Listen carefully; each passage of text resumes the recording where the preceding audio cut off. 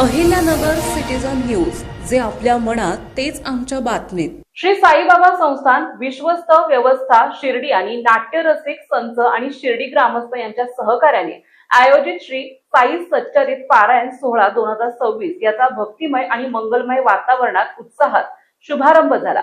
यंदाच्या सोहळ्याचे हे 32वे वर्ष असून साई भक्त मोठ्या श्रद्धेने आणि भक्तिभावाने पारायणात सहभागी झाले होते।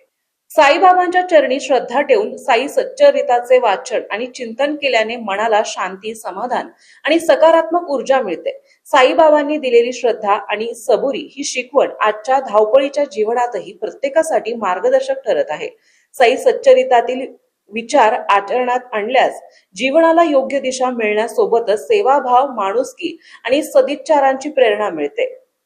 ग्रीन फाउंडेशन महाराष्ट्र राज्याचे उपाध्यक्ष तुषार महाजन यांचा 2019 मध्ये प्रथम साई सच्चरित पारायणाला बसण्याचा योग आला।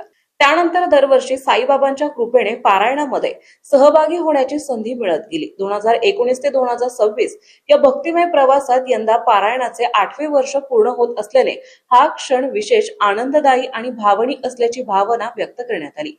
गेली 8 वर्षे साई सच्चरिताच्या माध्यमातून साईबाबांचे विचार, त्यांची शिकवण आणि भक्तीचा अनुभव घेताना जीवनात साई सेवेची आणि साई भक्तीची ओढ अधिक दृढ झाली।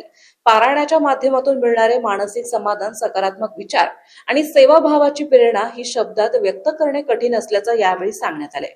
आजच्या आधुनिक आणि धावपळीच्या युगात तरुण पिढीनेही साई सच्चरिताचे वाचन आणि पारायण करावे असे आवाहन करण्यात आले। साईबाबांचे विचार तरुणांना संयम, सकारात्मकता, श्रद्धा, सबुरी आणि माणुसकीचा मार्ग दाखवू शकतात।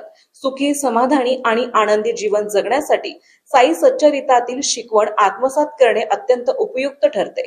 पारायण सोहळ्याच्या प्रारंभी भक्तांनी साई नामांचा जयघोष करत भक्तिभावाने सहभाग नोंदवला। संपूर्ण परिसरात ओम साईरामच्या जयघोषाने भक्तिमय वातावरण निर्माण झाले होते। साई चरणी श्रद्धा, मनात सबुरी आणि हातातून सेवा या त्रिसूत्रीने साई भक्तीचा हा प्रवास यापुढेही अखंड सुरू राहावा अशी प्रार्थना यावेळी करण्यात आली।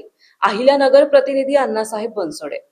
आपल्या परिसरातील बातम्या पाहण्यासाठी चॅनलला सबस्क्राईब करा।